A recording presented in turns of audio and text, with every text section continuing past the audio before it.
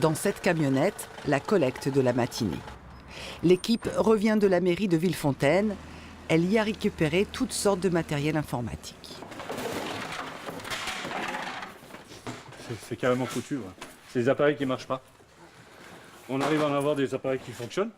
Parce que ceux-là, on les garde et on les répare. Et quand c'est foutu, c'est pas poubelle, c'est recyclé. Sur les étagères, des palettes d'unités centrales et d'imprimantes prêtes à être vendues pour le recyclage. Récupérer, trier, valoriser les déchets d'équipements électroniques et électriques, c'est le premier métier de la société Tri-Rhône-Alpes. Dans cet atelier, on redonne une deuxième vie aux ordinateurs. Notre but, c'est de pouvoir remonter de l'ordinateur pour que le client, même le plus défavorisé, puisse avoir accès à la technologie. Damien est un des 9 salariés de l'entreprise qui a été créée il y a 10 ans par Emmaüs. Lui et ses collègues possèdent 15% du capital. Tri-Rhône-Alpes est une SIC, un modèle économique proche des SCOP. Donc ils n'ont pas le droit de vote aujourd'hui. Ambiance studieuse dans les bureaux.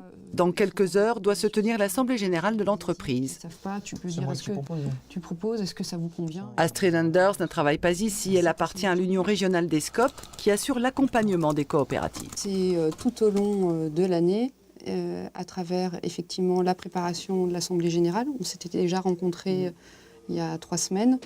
Mais c'est également, par exemple, pour la mise en place de tableaux de bord, de suivi d'exploitation, de trésorerie. Et puis, il y a eu l'accompagnement en amont, il y a quelques mois, de l'équipe création pour monter le projet. Je vous demanderais d'être un peu indulgent, c'est une première pour nous. L'Assemblée générale commence et c'est le directeur qui présente les comptes. Les représentants des associations et des collectivités territoriales, qui sont eux aussi sociétaires, ont comme les salariés leur mot à dire. Est-ce que vous êtes entré dans le capital après la création de la SIC? Toutes les décisions qui engagent l'avenir de la société sont soumises au vote. Une personne, une voix, un concept nouveau pour certains. Il manque des papiers ou pas? Là, on a une sensation d'avoir son mot à dire, ce qui n'existe pas ailleurs.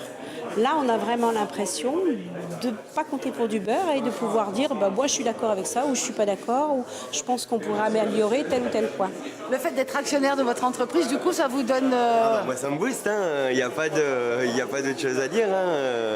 Là, on a plein de projets qui se lancent, on a beaucoup d'ouverture, un patron qui est très à l'écoute, donc maintenant, on a juste à le suivre et à faire pour que ça avance, pour que ça aille bien. Je me sens pas forcément comme un patron qui demande, qui dirige ou qui voilà. Mon rôle en tant que directeur général, c'est aussi impulser finalement les orientations et de préciser, d'expliquer, voilà, pour que les gens puissent adhérer au même projet. Notre région compte 407 coopératives qui emploient un peu plus de 6000 salariés. Ce sont dans les départements du Rhône et de l'Isère qu'elles sont les plus nombreuses. Pour ce professeur d'économie sociale et solidaire, le modèle des entreprises coopératives a fait ses preuves. 75% d'entre elles existent toujours après 5 ans d'activité, contre la moitié pour les sociétés classiques. Les statuts leur permettent aussi de mieux résister à la crise. Lorsque l'entreprise fait du profit, du bénéfice, eh bien, elle doit garder dans l'entreprise une partie non négligeable de ce bénéfice. Globalement, aujourd'hui, si on regarde les modes de répartition des profits, à peu près 50% vont dans les réserves, justement, et restent pour donner de la force financière à l'entreprise. 40% sont utilisés pour rémunérer les salariés et 10% pour rémunérer les actionnaires. Vous voyez, donc enfin, les salariés, en dehors des salaires. On voit bien ici que c'est une force très importante, notamment face aux situations de crise financière qu'on connaît depuis 2008, et qui donne au SCOP et à l'ensemble d'ailleurs des structures de l'économie sociale et solidaire, un pouvoir de résistance à la crise qui est quand même très supérieur à la moyenne. Tri-Rhône-Alpes prépare l'avenir, le secteur de la collecte des déchets est devenu trop concurrentiel. L'entreprise va donc se diversifier. Elle va s'équiper d'une imprimante 3D pour fabriquer différentes pièces mécaniques. Ce laboratoire sera ouvert à tous.